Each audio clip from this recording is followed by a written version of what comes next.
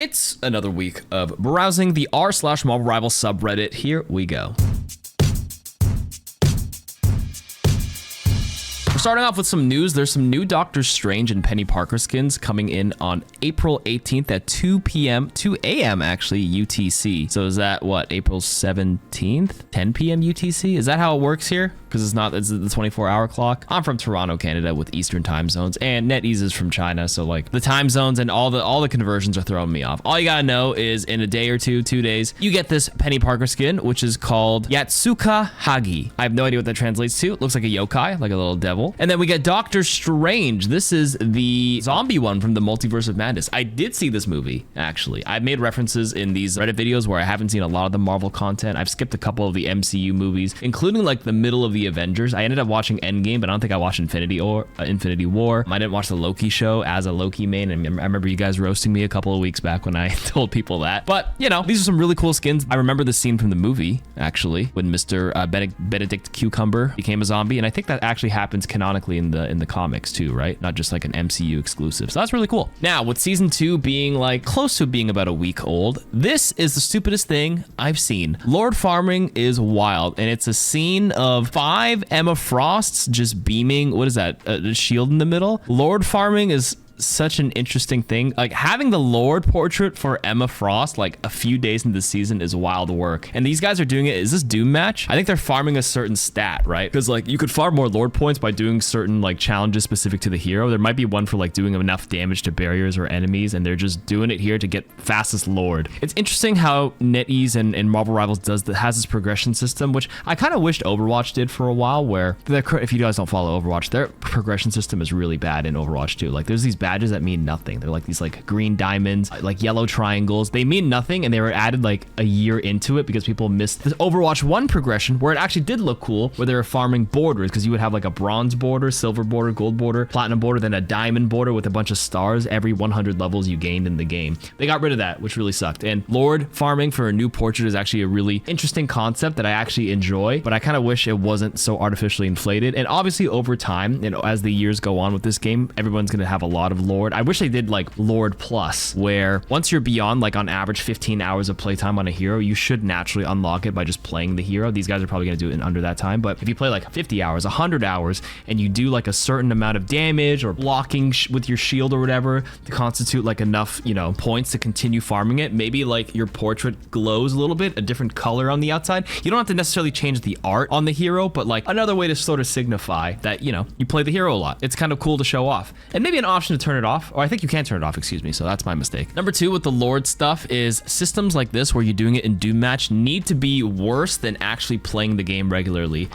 Sorry to go back to Overwatch, I think one of the things that I heard through the grapevine was like sometimes portrait farming or some sort of cosmetic farming in this sense like takes away people from naturally playing the game because they're playing specifically to do a certain challenge or a certain thing just to artificially pump it up. So there would be what they called level boosting in Overwatch, where they would boost up your portrait so you would get that diamond 5-star border really early into the early versions of the game. And these guys are kind of doing the same thing. You're always going to have actors like this who do stuff like this just to look cool and show off. It's like a badge of pride showing off that you play the game a lot and you have this, because it's like an exclusivity thing. The whole play on FOMO, this person has the Lord Emma Frost portrait, you don't, like what are you doing? And then you feel like you're missing out. It's wild. It really is wild. I think the top comment here is pretty funny because it says it just looks like they're summoning something devious, and it just all 4 of them, or not all of them, are beaming in the specific screenshot, but they're all like shooting something into the center. It does look like they're summoning like some sort of yokai. Maybe it's the Penny Parker. Next post. Did anyone else know that on Disney Plus there's a section dedicated as Marvel Rivals characters? And then you can see on Disney Plus you can watch the Moon Knight show, which I didn't even know they had a Moon Knight show, I'm gonna be honest with you. I knew about Loki. I know about Venom the movie, and I've known about the Netflix Punisher show with John Bernthal. I've actually seen this, but I think I watched one of the Venom movies, but I actually did not know about the Moon Knight. Also,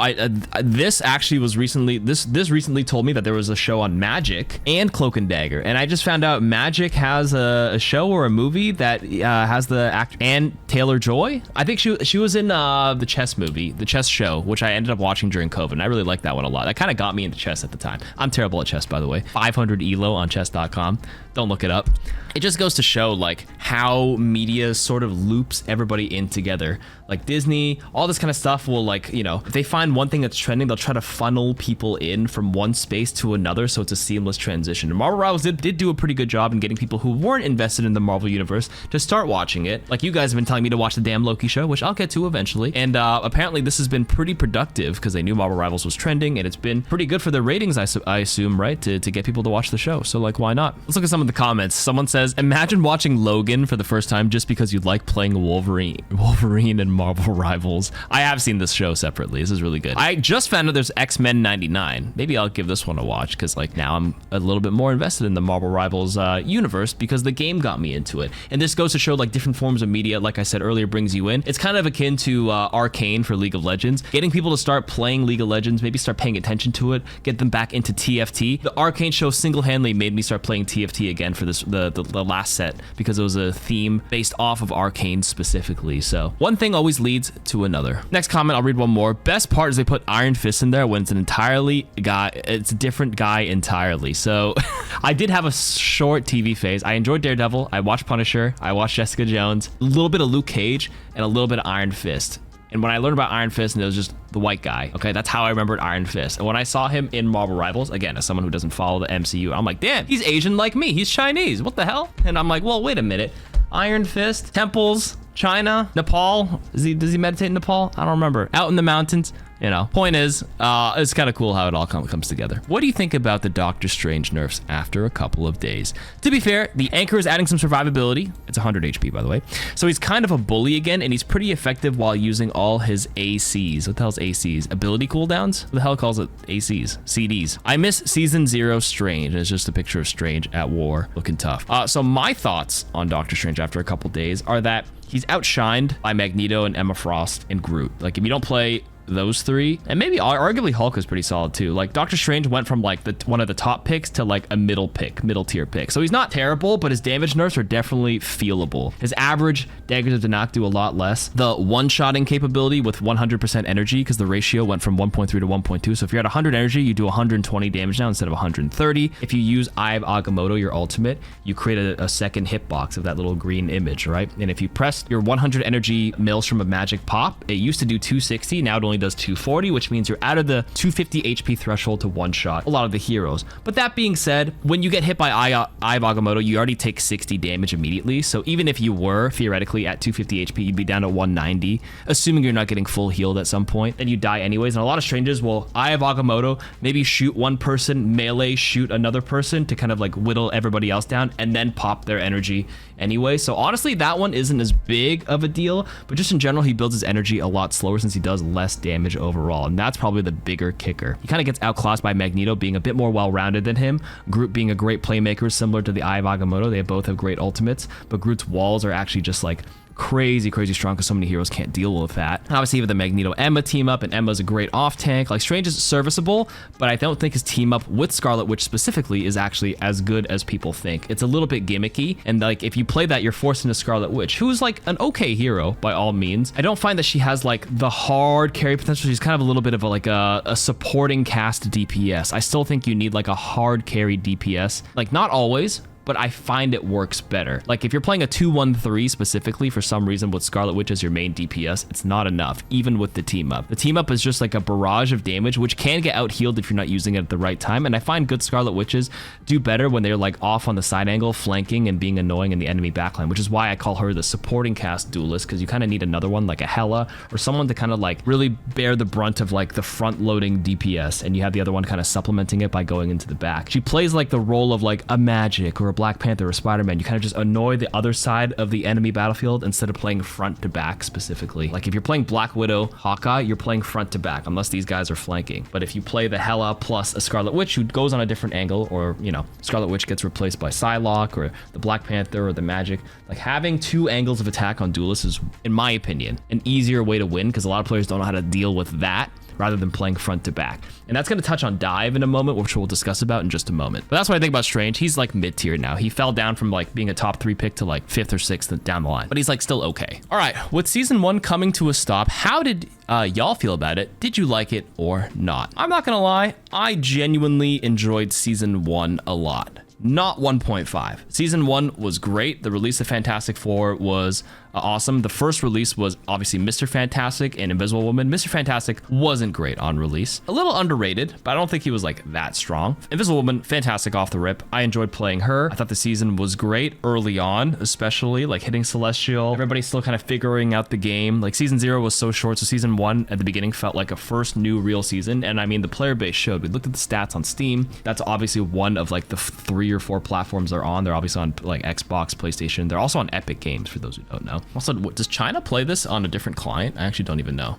Do they play on Steam? Do they have Steam in China? I know I'm ethnically Chinese, guys. I've lived in Canada my whole life, and I don't really know the culture. Okay, I'm a little disconnected. I'm very westernized. That being said, I had a good time. I played so many hours. I think I had like 500 or 600 games between January to like end of February. And then when season 1.5 hit, for some reason, the seasons just felt so long. It's like 3 months, right? And like by that point, I kind of burnt out. Even with the new releases, the no rank reset, it didn't feel like I had much to play for anymore. I hit my personal rank goal. I didn't have the need to play. And like resetting your ranks is a retention method that games use. And doing the rank reset in when they were originally planning to, before people complained about the harshness of it, before it got reverted, would have actually maybe kept me playing for a little bit longer. But as it stands, I still think the overall season was too long, and I'm glad they've already begun to shorten it. That's how it goes with live service all the time, no matter what. So it's not really a Marvel Rivals problem, but I was a little exhausted by the end. Balance-wise, I was probably like blind to it, simply because season 1 was so fresh, the game was still so new that like I kind of was able to brush and sweep a lot of the tricky balance stuff under the rug. But as time goes on and as metas evolve, you can definitely see stuff seeping through the cracks. I think near the end of season 1 and 1.5, I think early on Storm was really, really annoying to deal with. The beginning of season 1. Who else was like getting banned all the time? It was like the triple support meta, which got a little exhausting near the end, but because I was a support player, I didn't mind it as much. And I started playing Loki, and like nobody really complained about having a Loki, and having 2 like big support alts like Invisible Woman and Luna, and then me copying it. Like it was very hard for me to play poorly, which is probably why I was able to endure it for so long, but I did reach the point of fatigue. And then once triple support kind of like fizzled out, I still enjoyed playing Loki in season 1.5, but I don't know, I kind of said it a million times. Too long. Shorter season's good. Triple support nerfed. That's good. And I'm glad we're moving on. The game has to evolve, and they need to address problematic and annoying metas, frustrating metas faster. Remember, triple support wasn't OP, but it was very frustrating to play with, and people get fatigued very easily. I lived this through Overwatch. A meta early on is okay, but if it lasts too long and more players are frustrated than having fun, you have to deal with it because your player base is important. GOATs was the big thing in 2018. There was a comp with 3 tanks, 3 supports, and you're actually sort of seeing it here and there in Rivals popping up, but like not a lot of people love playing all the tanks, so it's not as common. But the times I played it, I don't think I've ever lost, especially if Loki's still in the game and not banned, where we specifically run 3 tanks, because that AoE rune ability can heal all 3 of them instantly, and it's like absolutely crazy for ult charge. But I won't get into that. People are not ready for that conversation yet. Current state of Adam Warlock. He is in a wheelchair. He definitely got hit with a pretty hefty nerf in season 2 so far. They nerfed the soul bond from 30 seconds to 40 seconds. That is almost as long as it takes to build an ultimate in this game with how fast ultimates charge. I'm gonna be real with you. And soul bond was a great ability, but this is definitely like a high elo nerf. 30 seconds to 40 seconds is what? A 33% nerf? I almost said 25%, but since it's relative to the 30 seconds, it gained 10 seconds, and 10 seconds is a third of 30 seconds. Hopefully I said that right. It's plus 33%, so it's less frequent. Now, Soul Bond lasts 6 seconds, but the thing with Soul Bond is that people need to be within line of sight, or like within a certain range of Adam for it to be effective. I don't actually think Soul Bond was too problematic for your average player, but it was definitely like a high elo nerf that probably high level players complain about. And it was also because of his team up with Star-Lord, and Star-Lord is a very like high elo Punisher. Not like the Punisher, but like a high elo Punisher. If people don't know how to deal with the Star-Lord in high ranks, he dominates lobbies. He is the lobby admin. So you can't have the best of both worlds, and that's why he started getting banned a lot near the end of season 1.5. And because of that, they probably catered that nerf to it. So Adam Warlock now doesn't get banned as much, but he's still actually, believe it or not, pretty playable, because Star-Lord did escape the season with minor nerfs to his barrage, his little like, you know, where he like dashes and does a bunch of those things. I already forgot what it's called. But that combo with Magneto Bubble near the end of season 1.5, playing with Adam, was so annoying. The res comp was rough. But current state, this is what the public perception is for your average player, but I actually think he's serviceable. He's still not bad with the team up because the soul bond obviously not as great anymore with the lower uptime, but still great with the specifically with the team up. But I would not play Adam without the team up right now. Was usually best paired in the triple support comp where you played Adam Mantis +1. Honestly, could be anybody. Could be Loki, could be Invisible Woman, could be Luna. Not wheelchair bound, but definitely on the lower end of below average. He's very conditional now. All right, next one. Kind of surprising to see how many people do nothing about the sleep. Please shoot this purple thing if you see one. Pro tip, if you don't have Mantis on your team, that's probably the enemy's sleep on your team. I play in Diamond/GM and people still ignore this. That is correct. This game has a concept where if a Mantis sleeps a teammate or your teammate, a purple ghost of them appears behind. A purple ghost of Mantis appears behind them. It has 100 HP, I believe. If you break it, they wake up early. So you can wake up your teammate if they get slept. Thank you for listening to my PSA. You say it's kind of surprising to see how many people do nothing, but like the game doesn't really like explain a lot. You kind of have to either look it up online, watch videos like this, or read it on Reddit, watch tip videos. But there's a lot of casual people who play the game and don't follow every little bit of media. But if you happen to learn it by watching this, there you go. PSA. Next, Bruce should automatically turn into the Hulk when he takes lethal damage. If Bruce is ready to turn into the Hulk and takes a lethal amount of damage, like his ultimate is ready, his ultimate should automatically fire instead of him dying. So number one, you no longer have to spam your ultimate button if you're close to 100%. Number two, it makes Bruce more versatile and only Bruce. Number three, it's lore accurate. Number four, players can no longer only play as Bruce unless they're incredibly skilled. And number five, there's now a reason to start as Bruce.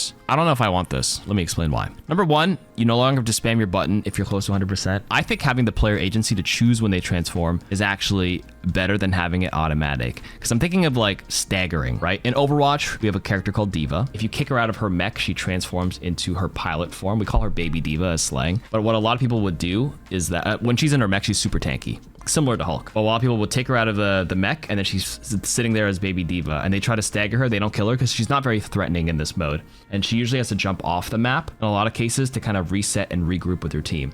Now I'm thinking if Diva was able to remech automatically once she had her ultimate charge and like she's isolated, that's just free ultimate charge for the enemy team to just demech her again. So same thing with Bruce. If you automatically went back into Hulk when you don't want to, you have no agency onto it, that could be very bad. You could literally swing ultimate economies just like that. Number two, makes Bruce more versatile. I disagree. Number three, lore accurate. I can agree with. Number four, players can no longer play as Bruce. This is a very like specific problem where the people are doing gimmick accounts. Bruce only, unranked to GM. I hate gimmick accounts like this, by the way. So that's super annoying. I guess you can deter like the hopefully less than 10 people who do stupid shit like that. And then number five, there's now a reason to start as Bruce. I mean, you start a little bit nerfed, I guess, and you have to build yourself up before you can start a team fight. That actually seems like a huge nerf, by the way. If you start off a game as Bruce, you need to go up to quickly get 100% ult to quickly transform right away. Because you start off the team fights and the first fight probably a little bit behind because you can't be aggressive and take space because you're literally Bruce Banner and you have to build your way up. So all this, no thank you. Just my opinion though. Next, is this battle pass worth it to you? Last season, I think I purchased the battle pass that only cost $9.90,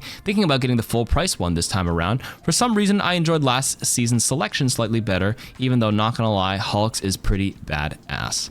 To me personally, I like this battle pass better because it has heroes that have skins that I don't own. I actually end up playing a lot of Luna when Loki gets banned and I have no skin for her, so this is nice. And I don't have a Cloak and Dagger skin. I mostly play strategist, so this one fits my bill a lot more. And the thing with like battle pass season worth it to you, it's going to depend on who you ask. To me, it's worth it because they have skins for heroes I would play here and there. But this is where like assigning value and worth to a thing will depend on the person and what resonates with them. I'm actually not a skin person. I only buy skins for heroes I play. I resisted buying the Emma Frost skin because I'm not a filthy gooner like you guys. I did buy it for Invisible Woman because I play her as a strategist. I bought the Loki skin, and then I guess my third most played is Luna, but that's because like I have to when people kind of tell me to and I want to win the game. So this is nice for me. I have a Namor skin because I actually made a lot of Namor early on, and I have a Mantis skin because I made Mantis in season 0 as well. So there you go. Dive is just too much now, man. I think this is the final discussion piece of the week. I can't really understand nerfing Loki and Adam, making Namor a must ban and not touching the dives. It's impossible to play against dives now. It honestly sucks the life out of the game. Always figuring out when Spidey, Venom, Magic, Black Panther, or Iron Fist attack is coming. As Loki, I am really feeling that 5-second nerf most of the time. I have 2 seconds left on my lantern or the runes when I die. And since Bucky's hook is nerfed now too, it just makes dives even stronger. I'm not saying Bucky didn't need the nerf, he definitely did, but a readjustment on the dives was needed. And please don't just say ban X and Y dive. It's not possible. There are so many bans one can do. That is assuming the ban goes through. I do think dive is like pretty good when coordinated, but if it's just a single Spider-Man, a single Black Panther, a single Magic, a single Psylocke, they're dealable. You can deal with them no matter what hero you play for the most part. I play a lot of Loki. I actually have the opposite opinion. I don't feel a 5-second nerf as much. You just have to time it a little bit better, but that's something you can adjust to. A 5-second nerf on a pretty long cooldown otherwise means I only get to use it basically once a fight, and you have to do your best to not get it forced out of you early if you can help it. That being said, dive is a little bit of a skill check. I've been through this before with Overwatch, and when I did a lot of coaching with Overwatch with people who would say they hate dive, even though it's not too meta, it's because they don't know how to deal with it. It's the same song and dance with like heroes like Genji, like Sombra, because people don't know how to look up and know how to deal with it without feeling they have to certainly pick a specific hero to counter that hero, instead of playing positioning and playing to your strengths and playing around what you can do with it with the hero you play. Not every hero has the best answer to it, but I'm just saying in general there are ways to deal with it more than you think. So let's go with the easy route. If you want to completely counter swap, Namor is a great answer, yes, but there's more than you think. And you said Bucky, Namor, you can play The Thing. You can ask your Magneto to bubble you. You can play Emma Frost right now. She can literally command grab and like pick them up, like E Honda, flip them and stun them. You can play Groot and actually, believe it or not, wall them off. I mean, I guess you're not really a dive target if you're playing Groot, but you can tell your Groot to keep a wall near you. Get a Penny Parker. Did I mention that one? Then for the DPSs, ask for a Mr. Fantastic, believe it or not. He'll hump you and give you some big shields early on. Play Scarlet Witch, believe it or not. You play Hela. They both have kind of like stuns that kind of annoy them. Bucky. You can play your own divey DPS and then counter dive them. For the support category, Rocket's slippery, Jeff is slippery. Luna has a one-shot with the freeze, but you have to press your abilities. Like you have to throw the freeze and then start clapping afterwards. So you can start self-healing as quick as you can. You have the Mantis sleep. As a Loki player, you're a Loki player. You have to just teleport away, bait him out with your clone. You can stand still. I do it all the time. You believe it or not, that works. I did this in Eternity all the time. You just stand still if you have no cooldowns available. But if you do, you should try to teleport out. If they jump you and use their first rotation, you can quickly drop the other clone, make sure they're not hitting you so you can actually stay invisible. When you go invisible, you don't necessarily just back up. You just start going sideways. They kind of juke them. You have your rune. Did I mention Mantis? You have your sleep dart. Loki, Adam, you have your soul bond. Invisible woman, you can push them back, jump away and go invisible. And then this is just hero specific stuff. And then on a more macro sense, not like micro mechanics for your hero, you play with a teammate. You jump towards them. You don't isolate yourself more. So this is all just to deal with like a single hero dive. If they're coordinated diving you, like Venom, Spider-Man plus Psylocke or something like that, then no matter what comp or what hero you do, you will run into problems where like it has to be a team-wide thing to deal with that. Or you play Dead by Daylight and you do your best to survive and buy time. Because if they're sending 3 people after you and you survive longer than they would expect, that should hopefully buy time for your team to either help you out or they trade in by killing the enemy team, because they're going to be down people because they're sending 3 towards you to dive you. And that's the thing with dive, is that you have to dissect it by chipping them away, being hyper aware of them, looking for them. And now this is a big ask because dive becomes frustrating for a lot of players because like coordination is not really as big of a thing, and it becomes hard to coordinate a group of randoms. With a team that opts into coordinating, especially if you're all solo queue. If they're playing in a stack and you're not in a stack, then yes, this is inevitable and they're not helping you, it's a loss. And that's why people play in a stack and they play dive in a stack, because if they 3-2-1 coordinated, it's very hard to deal with randoms. You can't just ask to nerf this because it's a different style of playing, and you have to kind of like, this is gonna be like the assassin dive archetype will exist in every game. Happens in League of Legends. You got your assassins, you have your Kayn, your Zed, your Yasuos. In Overwatch, you have your Genjis, your Sombras. In Marvel Rivals, you're gonna have your Spider-Mans, your Venoms. It's a skill check. And instead of asking for nerfing them, sometimes they are outliers where they're like too good at what they do, even if they're a solo dive and they can just deal with everybody, that's an outlier. But in general, dive is dealable. I'm not saying get good because I don't want to be like so rude, but like I listed a couple of ways to help you start figuring out and getting used to that. As a support player, I get it. I enjoy playing front to back because it's easier. That's why I play Baptiste Zen and play in the Sigma meta in Overwatch, because it's front to back. It's all just snipers. I don't have to look anywhere on a different angle. But the moment I deal with dive, you end up dying more. It is part of it, but like you have to learn to adapt, and that's part of the game too. That is it this week for the Reddit. Thanks for listening. See you guys next week.